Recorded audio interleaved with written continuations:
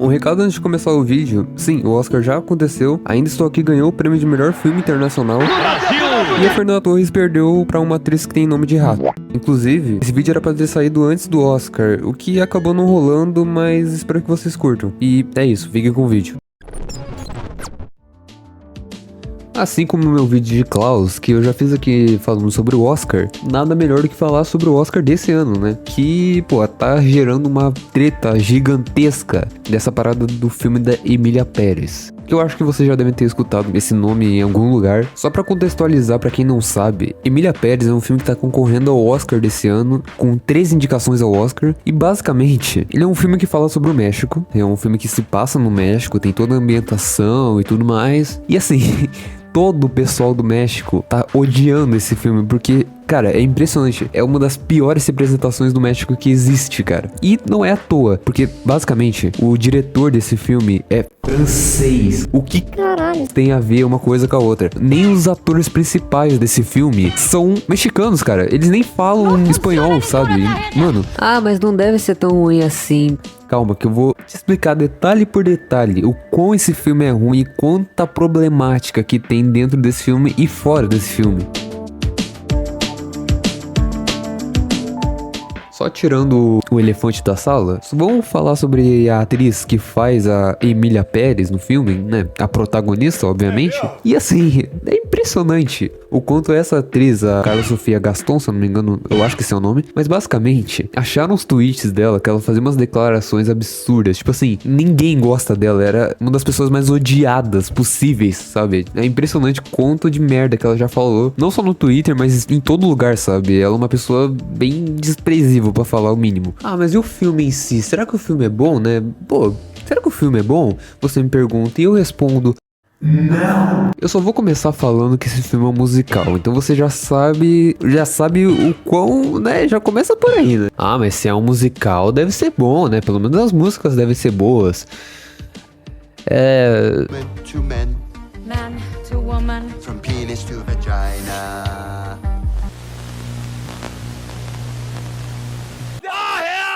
É esse filme que tem indicações no Oscar de melhores músicas. Eu não sei. O filme começa contando um pouco de quem é Rita Mora Castro. Basicamente, Rita é uma advogada que é bem infeliz no seu trabalho, principalmente por ter que lidar com todo maluco que tem por aí. Tanto que seu último caso foi sobre um cara que tirou a vida da sua própria esposa, mas por falta de provas foi declarado que ela meio que se foi por conta própria. E pior que a Rita nem recebeu os créditos de ter ganhado o debate. Mas enfim, em outro dia, a Rita recebe uma ligação de uma pessoa misteriosa, oferecendo muito dinheiro, tipo, muito dinheiro.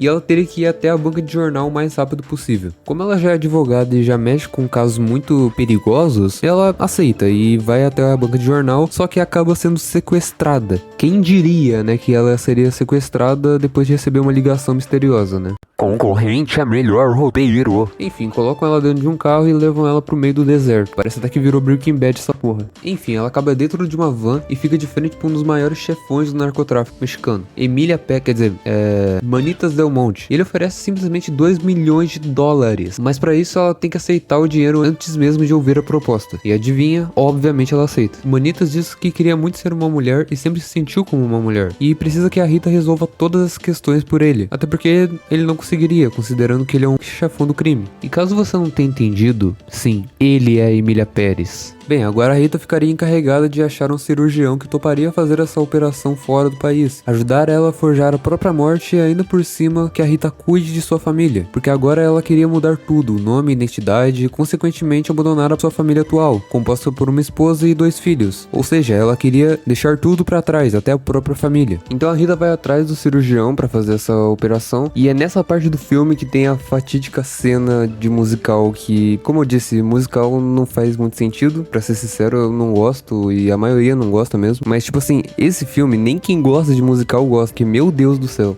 Enfim, a Rita vai em outro cirurgião, mas como a Rita não pode falar a identidade de quem é que vai fazer essa operação, esse cirurgião acaba não querendo fazer, achando que poderia estar ajudando um criminoso a fugir dos seus crimes, o que não é mentira. O doutor então pede pra ver a paciente, mas a Rita diz que se ele ver ela, ele vai ter que aceitar. Então eles voltam até o México pra resolver isso, e o doutor aceita fazer a cirurgia, porque de acordo com ele, ela realmente quer se transitar, e não porque ele está sendo ameaçado disso.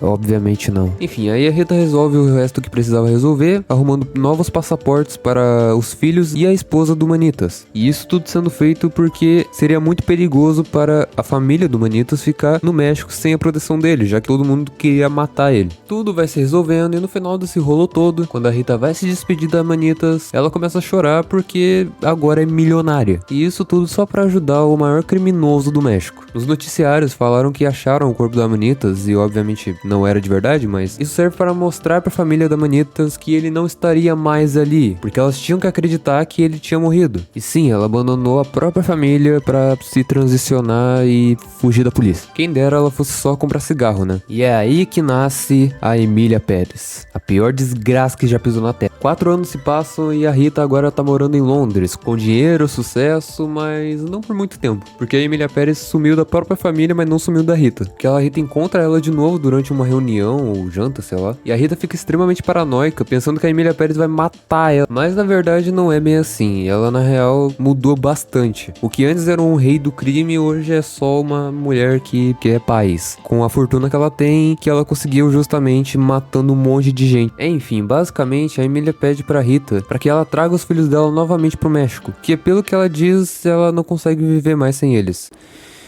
Então por que você forjou a própria morte? A Rita consegue resolver tudo isso e faz como se a Emília Pérez fosse uma prima distante da família. O que chega até a ser meio estranho, porque quando ela chega na casa, ela demonstra ter uma intimidade muito grande com a família, mesmo ela fazendo um papel de uma pessoa que nunca tinha visto eles na vida. E detalhe que as crianças odiaram essa ideia de voltar pro México, sendo que elas já estavam gostando do país que elas estavam. Mas enfim, a Emília fala pra Rita ficar ali no México, junto com ela, e até oferece dinheiro pra isso. Mas a Rita recusa e diz que ela vai continuar o trabalho dela, o mesmo trabalho que ela diz odiar. Durante essa conversa, chega uma mulher distribuindo um cartaz de desaparecimento do filho dela, que sumiu faz alguns anos, e que provavelmente foi vítima do esquema de narcotráfico da própria Emília Pérez, antes da cirurgia. Com isso, a Emília se sente mal por conta disso e vai até a cadeia, onde lá ela pede para um dos seguranças dela perguntar para um dos prisioneiros o paradeiro daquele garoto. Ele diz que mataram diversas pessoas e enterraram em uma refinaria, e lá eles encontram diversos corpos, incluindo daquele garoto. E a mãe dele abraça a Emília agradecendo por ajudar naquele caso. Depois disso tudo, ela fica chocada com o tanto de gente desaparecida no país, o que é irônico considerando que todas essas mortes aconteceram por causa dela.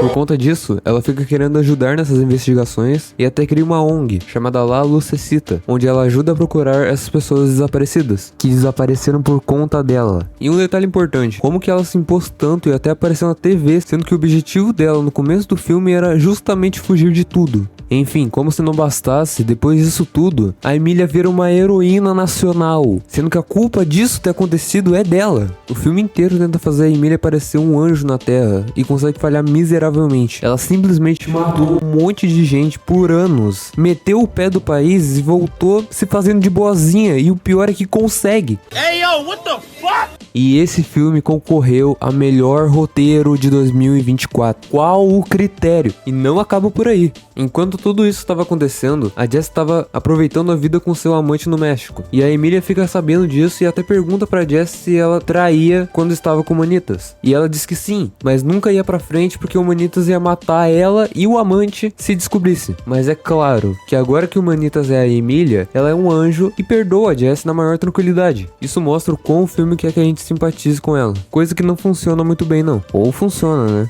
Olha o Oscar. Depois disso, ela faz meio que um baile beneficente para ajudar a ONG dela. E convida uma pá de gente que faz parte do narcotráfico. Que não faz muito sentido, mas sinceramente, foda-se. Ah, e pra variar, é um musical. Enfim, em outro momento, a Jessie diz que vai ficar a noite toda fora com seu amante. E a Emília diz pra ela que ela deveria pensar mais nos filhos. Essa desgraçada diz isso sendo que ela abandonou os próprios filhos e ainda por cima fizeram eles acreditarem que ela morreu. Então a Jessie diz que vai casar com aquele cara e vão vazar dali, e consequentemente levar os filhos junto. Com isso, a Emília fica extremamente puta e diz que ela não pode levar os filhos. E é bom lembrar que nesse cenário a Emília faz um papel de tia. Mas de qualquer forma, ela abandonou os próprios filhos por 4 anos e ainda quer dar lição de moral pra mãe deles. Aí é foda. Depois disso, a Emília fala para os seguranças delas sequestrarem esse cara e oferecerem $100 mil para ele vazar do país e nunca mais voltar. E por incrível que pareça, isso tudo dá errado e no dia seguinte, tanto a Jessie quanto os filhos vão embora. Que grande surpresa, né?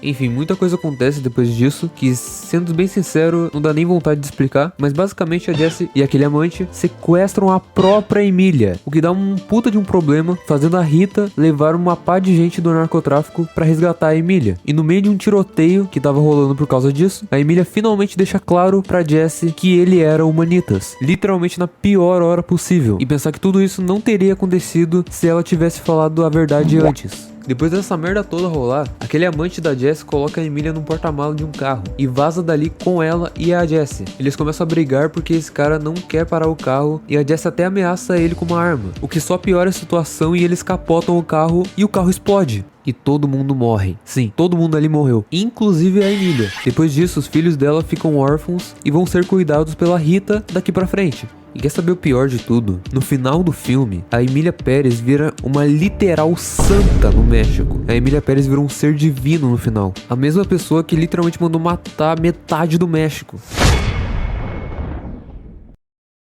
E finalmente acabou. Eu tô há muito tempo fazendo esse vídeo, então por favor considere deixar o like e se inscrever se tiver gostado. Muito obrigado para quem assistiu até aqui. E a conclusão desse vídeo é: não assista Emília Pérez.